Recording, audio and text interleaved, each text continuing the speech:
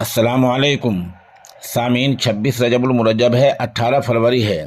خبر کا عنوان ہے مولانا قمر الزماں الہ آبادی کے قافلے میں بڑا حادثہ، دعا کی اپیل۔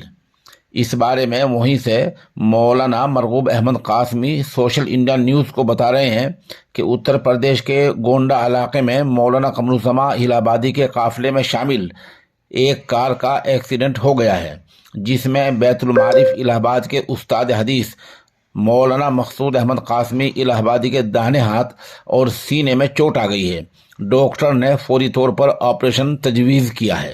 بتا دیں کہ پیر طریقت مولانا قمر الزماں الہ آبادی بہرائچ میں روحانی پروگرام کرنے کے بعد فیض آباد جا رہے تھے کہ راستے میں یہ حادثہ پیش آ گیا۔ مولانا قمر الزماں الہ آبادی کے بیٹے مولانا عبداللہ قاسمی کو بھی چوٹ آئی ہے۔ سامعین سے دعا کی درخواست کی جاتی ہے۔ یہ حادثہ دیر رات نماز عشاء کے کافی بعد پیش آیا۔